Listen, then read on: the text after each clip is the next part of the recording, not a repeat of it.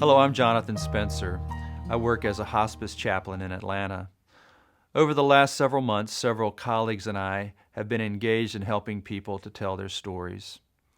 It may seem that in hospice work one is always surrounded by death, and it is true that on a daily basis we work with people who are facing the end of life and with their families.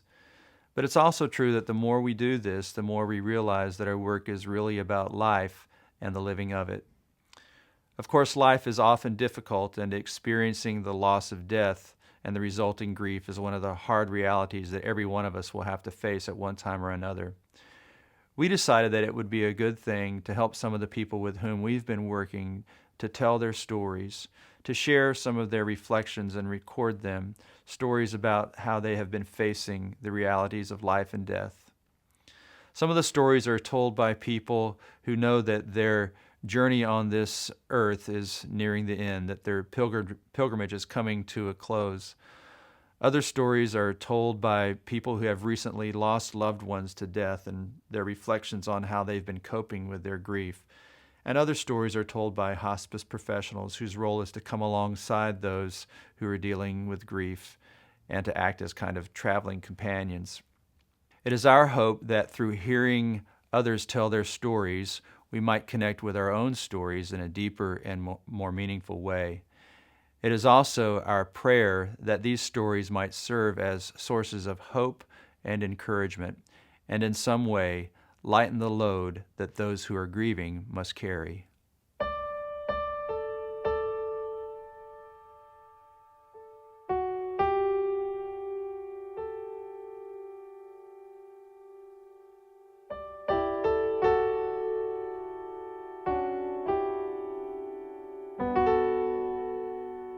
Ben had congestive heart failure.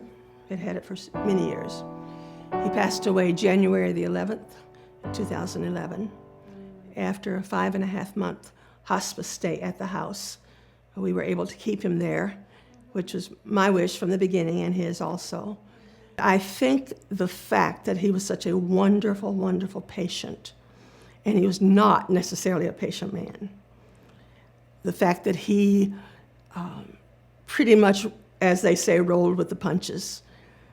And we did not keep secrets from each other.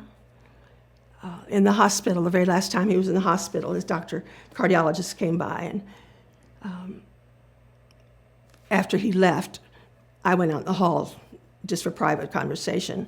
And then when I came back into Ben's room, Ben said, "What did he say?" And I said, "You want me to tell you just like he told me?" He said, "Yes." And I said, "He said that the end is near." And of course, we both teared up. The process was, honestly, and I don't know that people would understand this, the process was easier than I thought it would be. And I think that's because we had the luxury of time together there at the end. One of the things I keep learning about grief is that it is a teacher. And I am continually surprised at how well grief can teach. After my father died, I was reminded time and time again of what I had learned about my mother's death 5 years before. I was reminded in little ways about the power of story and the presence that I felt with both of them after Dad's passing. And I was reminded in greater ways, I think, of the power of prayer for me. My aunt died in a car accident. Both my parents had been ill with long-time illnesses, and so their death I was prepared for as much as you can be. And in between Mom's death and Dad's death, my aunt was killed in a car accident, and it was so sudden and so unexpected. And I was upset, and I was confused, and I was angry. And there were 300 people at her funeral. And what was amazing to me was how lifted up I felt from that time on. The power of prayer was never as present as it was for me after her death. I am convinced that there is a witnessing that happens with prayer, and it begins perhaps from the moment of death that transforms and shapes how the journey will be. The power comes in a way that feels almost like you're buoyed up, that you are held by a presence that you can't see, and you, as you can tell, you have trouble articulating, but it is real and it is present and it is true.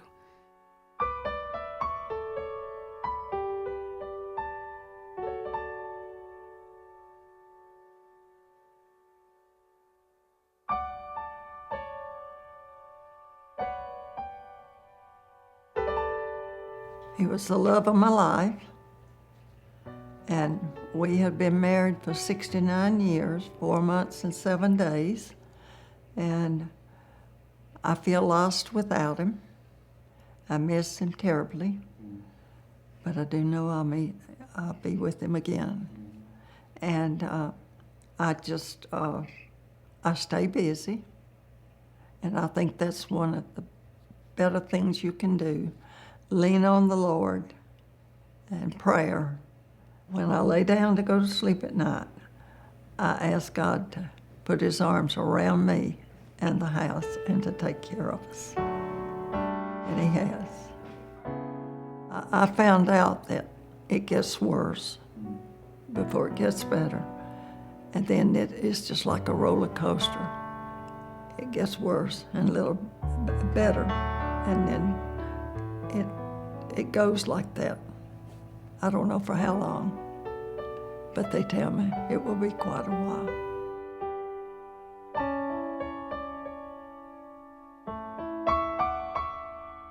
I lost my husband, Stan. He was my best friend and my beloved for 28 and a half years, and a very happy person. He died from cancer in March of this year. If he had died suddenly, I'm not sure I would have dealt with it very well. And I think the fact that he was suffering, I was able to let him go. And I actually have a picture of him on the refrigerator that was taken right before he died. And that's the only picture I'm looking at right now, because it makes sense that he should be gone instead of being here suffering. I've not always been someone, as a nurse, that's easily reached out for help. I've been a helper. I've helped others, but it hasn't always been easy for me. I am a woman of faith, so I relied on God a lot. I prayed to God and spoke to my Father through my prayers. I also had certain rituals. I had pictures of Daddy that I liked, that I kept on a little table near my favorite chair, and we had a lot of daisies at his funeral. So different times when I would think of Dad, I would bring daisies home.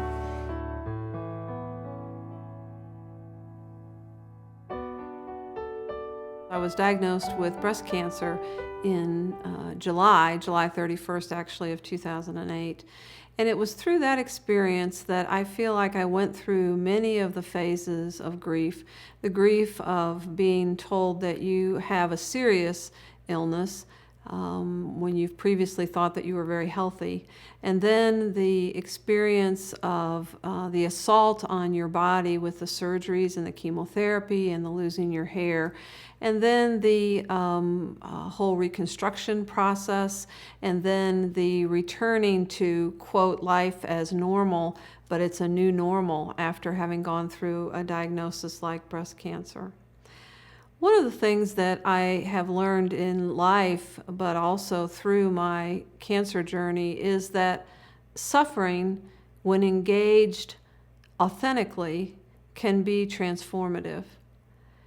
And I didn't know that really before my breast cancer, at least to the degree that I experienced it at that point. I had had other things that I certainly had worried about or was concerned about or felt like were trials and tribulations. But in cancer, you really face your own mortality and the possibility of your own death. And the thing that was the most remarkable is that as I faced that, and I did not face that alone. I have a fantastic support system of 2 children, my parents, my sisters, my friends, my community, my faith community, and my belief in God. And all of those things sustained me and held me in the time when I needed it the most.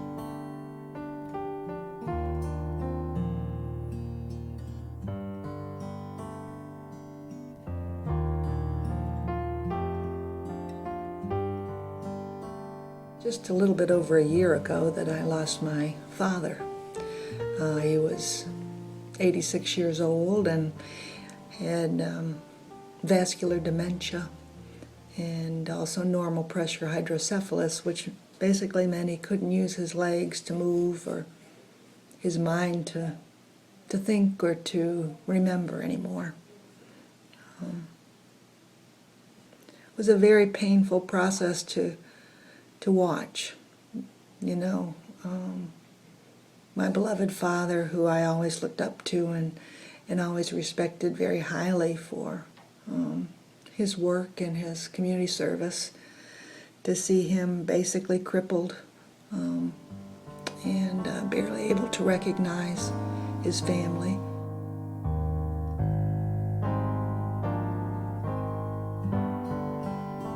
Part of my grieving, I left things out for a while.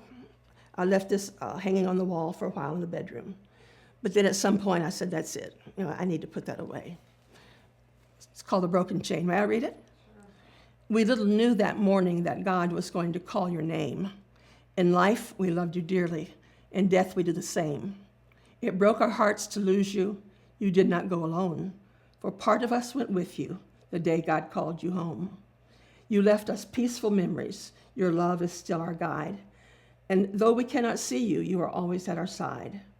Our family chain is broken, and nothing seems the same. That's key. Nothing seems the same. But as God calls us one by one, the chain will link again. It was written by Ron Tranmer. It's a picture of Ben praying in the Garden of Gethsemane. So memories like that are important, but I think at some point you just know when it's time to put the things away.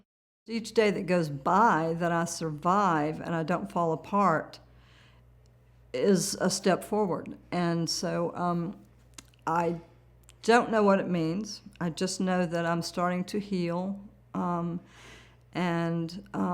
that there is hope that God did not take me. He took Stan. Stan did not want to leave me. It wasn't, you know, it's... he wanted me to go to heaven with him, you know, and he was kind of sad about that. And I do wish I could have gotten a safe arrival call. I would like to know that he got there and that he's okay. So that's kind of weird and hard. But just the hope that I'll be with him again, I think, is real important.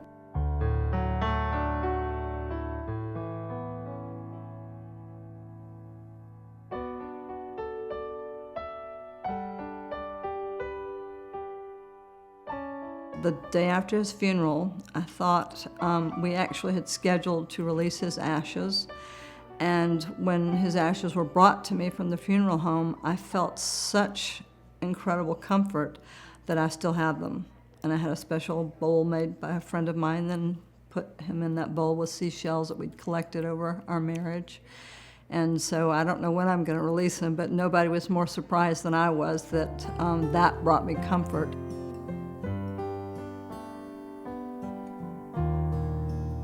My family has experienced a real season of grief over these last 5 years. 10 years ago, my father died, which kind of began that time, but more seriously, as my brothers-in-law, that were all younger, in their 50s, died, and as the 25-year-old fiance of one of my nieces died last spring, very suddenly, gave me a chance as a hospice chaplain to understand what it's like from the point of view of a family member to lose someone that you love and to lose them sooner than you ever imagined that you would.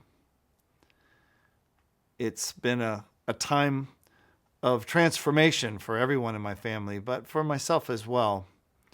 Trying to understand what it's like to lose someone that you love and to try to make sense of life as life goes on in the wake of the loss of one that you loved.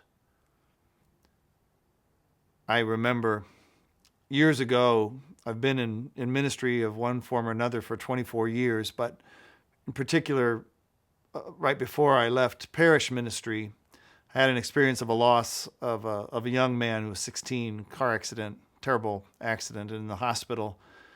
I have a very distinct memory of his brother, who was probably 19 at the time, Tony. We were at the bedside of Andy, who died. I remember Tony leaning into me as he stood facing his brother. I was behind him, and he leaned back into me to where I was supporting his weight as he grieved very, very actively, and there were no words. There was nothing that I could say. There was nothing I don't think that he needed for me to say. I was his pastor. But more than anything, I think I was just a support to hold him in that unspeakable loss. And as I reflect on the losses in my own family and my sisters who've all lost their husbands, I reflect on that sense of holding them. I don't know if I were to be able to speak with that man today, Tony, if he would even remember anything that I said. I don't remember anything that I said. But I hope he remembers that I held him. I allowed him to lean into me. I think that's in my role as a hospice chaplain. What I do for people is allow them to lean into me, to lean on me. I hold them. I hold a lot of stories as well. I'm a terrible person for remembering names, but I don't generally forget stories. And so many people share their stories with me as I become their chaplain, as they approach me in a time of pending loss. They open up their life to me by way of story, and they tell me who they are by telling the story of who they love. I feel in some way I'm tattooed with the stories of all the people that have shared their time of loss, their journey with me. And that sense of tattoo, I use that image just because I feel like I'm somehow, my soul is imprinted with the stories of the people. I can recall so many times where people didn't know what to say. I had nothing in particular of wisdom to share with them other than that I was able to hold their story and to help them formulate what they believe about life, about death, and about what we believe is to come, because they had a story to tell, and I was there to listen.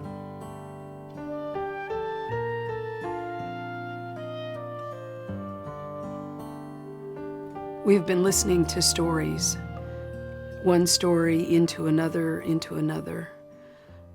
When we put this together and dreamed it, we imagined separate stories, and what we have learned by the doing of it is how one weaves into another and into another. Stories are like that. Stories connect us to one another. As you've seen, it's not been easy to tell some of the stories. Some of them have brought back the grief that is just under the surface. Some of them have brought us strength and comfort, and stories do that as well. What we have done by making this video is to bring together some creative energy and some long-time stories, and we hope that they can inspire you to tell some of your own. There is a power that comes from the inside out, I think. There is a strength that comes from our sharing with one another. So I encourage you, as you can, when you can, to tell your stories of grief. I often find it's easier if you start in the middle, because if you start at the beginning, you really don't know where to start. So just start with where you are and tell somebody. There are folks who will and want to listen. You could tell your pastor or your rabbi. You could tell your friends or folks at church or synagogue or at the mosque, wherever you worship. You can tell the guy sitting next to you on the bus. There is something freeing and something healing about telling your story. Our hope for you and our encouragement for you is that you take a little strength from us and take that next step to allow these stories to hold you and comfort you as you continue to journey in what's ahead. I am convinced that we are never alone, that we are not to be afraid, that we are reminded in our breathing in and our breathing out that there is a presence greater than ourselves that calls us to love and to live. Round us, O Lord, round of our being, from the eagle's soaring heights. Life follows death, and darkness subsides. Shine on us, light from light.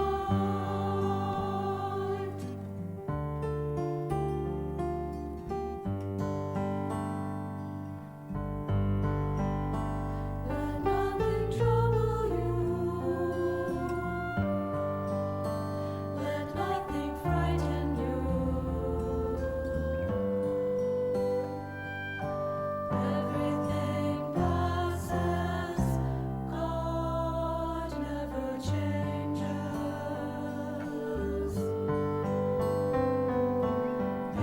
Patience obtains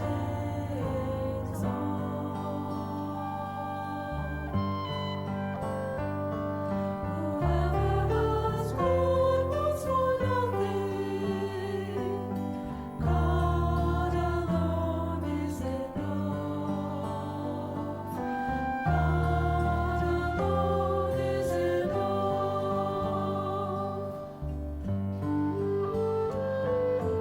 All that we are, all that will be, love alone gives life its birth.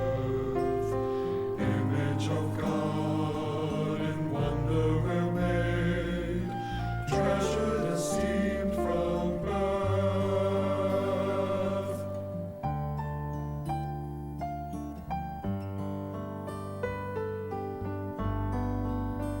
Let nothing trouble you. Let nothing frighten you. Everything passes. God never changes. Patient obtains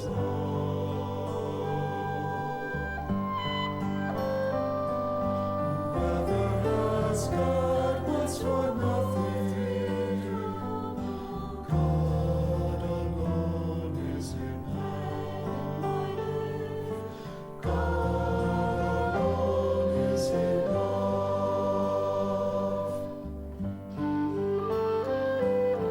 God's will be done this our new life, saying yes to love's demands. Boldness within the depths of our soul springs forth at God's command.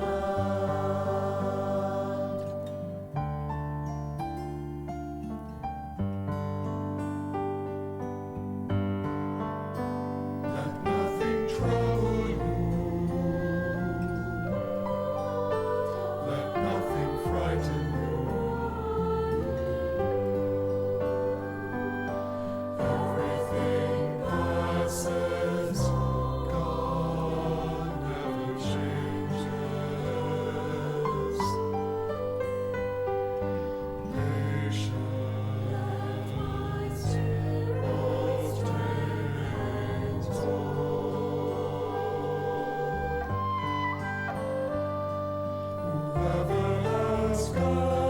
for nothing.